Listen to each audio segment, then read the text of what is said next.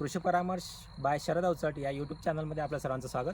आजचा आपला विषय आहे मार्च महिन्यामध्ये फळधारणा असलेल्या आंबा बागांचे नियोजन. शेतकरी बंधूंनो, सध्या सर्वांनाच माहिती आहे की तापमानामध्ये अचानक वाढ झालेली आहे. सर्वसाधारणपणे 38 डिग्री सेंटीग्रेडपर्यंत तापमान पोहोचलेलं आहे आणि अशा कालावधीमध्ये सर्वच फळबागांमध्ये फळगळीचा प्रॉब्लेम आपल्याला दिसून येतो. विशेषतः आजचा विषय आपला आंबा फळबागेच्या नियोजनाचा आहे. तर आंब्यामध्ये मार्च महिन्याचा पिरियड म्हणजे साधारण फळ निंबूच्या आकारापर्यंत झालेला आहे. वाटाणा अवस्था ही झाडाची निघून गेलेली आहे. त्या अवस्थेमध्ये होणारी फळगळण ही आपण नैसर्गिक गळण पकडतो, परंतु निंबूच्या अवस्थेमध्ये होणारी फळगळ ही शेतकऱ्यांना आर्थिकदृष्ट्या न परवडणारी गळण असते. त्या कारणास्तव तिचे बारकाईने नियोजन करणे अत्यंत आवश्यक आहे. दुसरा टप्पा असा असतो की या आकारातल्या फळाला आपल्याला झाडावर टिकूनसुद्धा ठेवायचं आहे आणि त्याचं पोषण पण चांगल्या पद्धतीने करायचं आहे. या दोन्ही विषयासाठी आपण आज त्याबद्दल सविस्तर बोलणार आहोत. सर्वप्रथम तापमान नियंत्रित करणे हा सर्वात महत्त्वाचा मुद्दा येतो आणि तापमान नियंत्रणासाठी आपल्याला वेगवेगळ्या उपाययोजनांचा वापर करणे अत्यंत आवश्यक आहे. पहिला मुद्दा, जेव्हा दिवसा आणि रात्रीच्या तापमानामध्ये फरक पडतो त्यावेळेस तापमान नियंत्रण करण्यासाठी दुपारच्या उन्हाच्या कालावधीमध्ये साधारण 12 ते 4 मधलं जे पडणारं ऊन आहे, या कालावधीमध्ये आपल्या बागेमध्ये वाफसा टिकून राहील किंवा थंडावा चालेल अशा पद्धतीनं पाणी देण्याचं नियोजन आपण मधातल्या सरींमध्ये पाणी सोडून केलं पाहिजे. सोबत जे झाडाला लागणारं पाणी आपण देतो, ड्रिपच्या वाटे असेल किंवा सरीच्या वाटे असेल, याच्यामध्ये गॅप पडायला नको. जर समजा आपण सरीने 8 दिवसाला पाणी देत असो तर त्याच्यामध्ये खंड पडायला नको. ड्रिपच्या माध्यमातून पाणी असेल तर सर्वसाधारण 5 वर्षाच्या आंब्याच्या झाडाला, ज्यावरती आपण फळधारणा घेतो, या झाडाची प्रति दिवस 50 ते 60 लिटर पाण्याची रिक्वायरमेंट असते आणि ही रिक्वायरमेंट पूर्ण करण्याकरिता सिंगल ड्रिपवर समजा 8 लिटरचे 2 ड्रिपर असतील तर साधारण 4 ते 5 तास प्रतिदिवस ड्रिप चालणे आवश्यक आहे. जर समजा इनलाईन किंवा डबल नळी असेल, 4 ड्रिपर लागलेलं असेल तर साधारण 2.5 तासापर्यंत प्रतिदिवस ड्रिप चालणे आवश्यक आहे. पण बऱ्याच शेतकऱ्यांकडे अशी सिच्युएशन दिसते की ड्रिपचा वापर होतो परंतु रोज ड्रिप चालत नाही. असे 1 दिवसाआड किंवा 2 दिवसाआड ड्रिप चालवलं जाते. अशा वेळेस आपल्याला त्या झाडांच्या पाण्याची पूर्तता करणं थोडंसं अडचणीचं जातं. त्यामुळं सर्वात चांगली पद्धत इनलाईन पद्धतीच्या ड्रिपचा आपण वापर केला तर सगळ्या भागामध्ये चांगल्या पद्धतीचं पाणी जातं. दुसरा टप्पा, याच कालावधीमध्ये जमिनीच्या मधातल्या टप्प्यामध्ये भेगा पडू देऊ नये.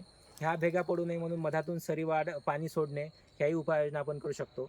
तापमान नियंत्रणाकरिता आच्छादन पद्धतीचा जर समजा आपण अवलंब केला तर खोडाच्या आजूबाजूला आपल्याकडे उपलब्ध असणारा गवत, चारा, वेस्ट मटेरियल जे काही असेल याचा आपण 7 ते 8 इंचापर्यंतचा खोडाच्या आजूबाजूनी जर समजा थर तयार केला तर जमिनीचं मुळांजवळचं तापमान हे आपण नियंत्रणात ठेवू शकतो.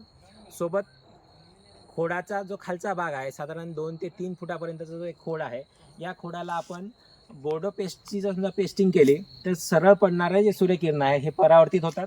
झाडाचंही खोडाचं पण संरक्षण होते आणि काही भागांमध्ये खोडकिडीचा जर समजा आंब्याच्या बागेवरती प्रादुर्भाव दिसत असेल तर त्या ठिकाणी आपण गेरू प्लस क्लोरोपायरिफॉसचा सुद्धा खोडावर वापर करू शकतो. खोडाचं तापमान नियंत्रित करण्यासाठी किंवा गमोसिस सारख्या फाटोप्थोरासारख्याचा प्रादुर्भाव टाळण्यासाठी आपण बोर्डो मिश्रण वापरतो आणि खोडकिडीचा प्रादुर्भाव टाळण्यासाठी गेरूचा सुद्धा आंबा बागेंमध्ये वापर केला जातो. याशिवाय दुसरा टप्पा येतो, जी तापमान वाढीमुळे किंवा अन्नद्रव्याच्या कमतरतेमुळे होणारी जी गळण असते, या गळणला नियंत्रित करण्यासाठी आपल्याला काही ग्रोथ रेग्युलेटरचा वापर करणे आवश्यक आहे. यामध्ये आपण प्लॅनोफिक्सचा सर्वसाधारणपणे वापर केला जातो, परंतु आता सध्या मार्च महिन्याची कंडिशन आहे. बऱ्याच शेतकऱ्यांचा वाटाण्याच्या आकाराचे फळ असताना जर समजा प्लॅनोफिक्सचा फवारा झाला नसेल तर याही कालावधीमध्ये आपण ते घेऊ शकतो. विशेषतः दुसरा महत्त्वाचा टप्पा येतो कीड नियंत्रणाचा. सर्वसाधारणपणे मार्च महिन्यामध्ये फळमाशीचा प्रादुर्भाव आपल्याला आंबा बागेंमध्ये दिसायला लागतो. या नियंत्रणाकरिता आपण बागेमध्ये साधारण 5 ते 7 फळमाशीचे ट्रॅप लावणं आवश्यक असतं आणि हे ट्रॅप लावत असताना झाडाच्या उत्तर पूर्व भागाला जर समजा आपण लावले तर याच्यामध्ये फळमाशीचं नियंत्रण करणे आपल्याला सोयीस्कर जातं, कारण उत्तर पूर्व भागामध्ये उन्हाचा त्रास आपल्याला जाणवत नाही आणि या कारणास्तव अशा पद्धतीचं आपण नियोजन केलं तर ट्रॅपमध्ये अडकणारी जी फळमाशी असते याचा आपण नियंत्रणात आणू शकतो. औषधाच्या माध्यमातून किंवा रासायनिक कीटकनाशकाचा वापर करून आपल्याला फळमाशीचं नियंत्रण करणं अत्यंत किचकट आणि कठीण जातं. त्यामुळं फळमाशीचे ट्रॅप या महिन्यात लावणं अत्यंत आवश्यक आहे. सोबत जर समजा काही भागांमध्ये पानांवरती चिकटपणा किंवा फळांच्या देठाजवळ चिकटपणा दिसत असेल, फुलकिड्यांचा काही ठिकाणी प्रादुर्भाव असेल तर अशा ठिकाणी निंबोळी अर्काचा 10,000 PPMचा निंबोळी अर्क फवारायला हरकत नाही. परंतु हे करत असताना निरीक्षण करणे अत्यंत आवश्यक आहे. बरेचदा असं होतं की बागेमध्ये कीटकनाशकाचा फवारा घेत असताना कोणत्याही पद्धतीचं निरीक्षण न करता कीटकनाशकाचा फवारा घेतला जातो. असं करता कामा नये, जेणेकरून आपल्याला किडीचा प्रादुर्भाव आणि ह्या सगळ्या गोष्टी लक्षात घेऊनच आपण किडीचं नियंत्रण केलं पाहिजे. तरी खोडांवरती येणारा जो प्रादुर्भाव आहे, याच कालावधीमध्ये आपल्याला खोडांवरती खोड पोखरलेलं दिसतं आणि त्या ठिकाणून डिंक बाहेर आल्यासारखं आपल्याला दिसून येतो.